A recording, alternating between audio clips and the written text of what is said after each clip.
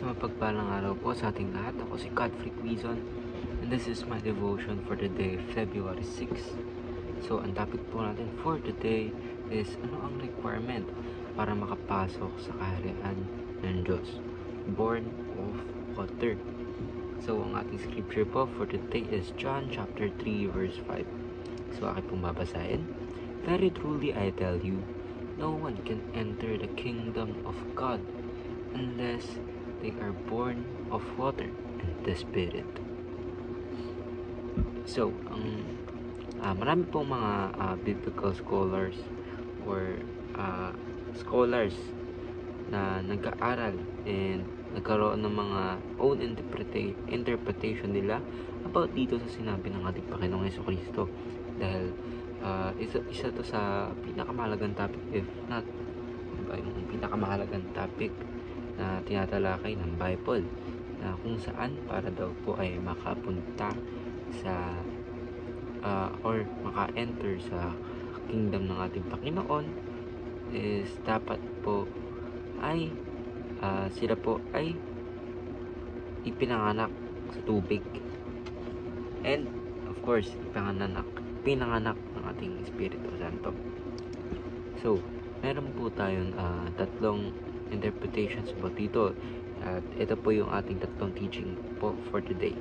Is first teaching or first interpretation is born of water refers to amniotic fluids, physical. So ito daw po yung fluid na pumuputok, then tayo po ay lalabas na sa sinapupunan ng ating mama or ng ating magulang. So it is a very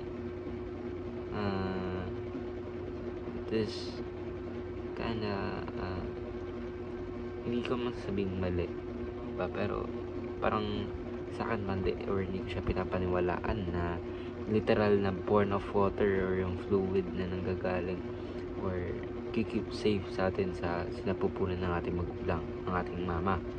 So second teaching po or second interpretation is born of water refers to the water baptism. So yung ritual daw po ng pag-baptize sa atin. And of course, yes, baptism is our outward showing or outward, ano ba yung tamang term? I don't know yung iba pang term, kasi yung outward na pagpapakita or yung pagpapakita, basta yun po yung outward belief na pagpapakita natin ang belief natin na tayo po ay anak na po ng Diyos. So sa akin medyo convincing po yung sa water baptism, but yung third teaching po natin is born of water refers to the spiritual cleansing. Ibig sabihin spiritual, hindi siya ritual na ginaganap. And of course, born of water daw po refers to spiritual cleansing. Ibig sabihin yung pagtanggap po natin sa ating Panginoon para po tayo ay ma-cleanse. Diba? Kasi kung tatanggapin natin ating Panginoon as our Lord and Savior, we will be cleansed eternally and physically and spiritually. Kasi sa pagtanggap po natin sa ating Panginoon is ibig sabihin po tayo ay hugasan ng ating Panginoon para po maging bagong creation po tayo. So application is prepare yourself for baptism. So ibig sabihin po ay of course ito po yung outward appreciation or pagpapakita ng ating affection sa ating Panginoon in order for us to influence other people to be baptized also. So we must prepare ourselves. Kung talaga na-accept natin ng ating Panginoon, we must be baptized, diba?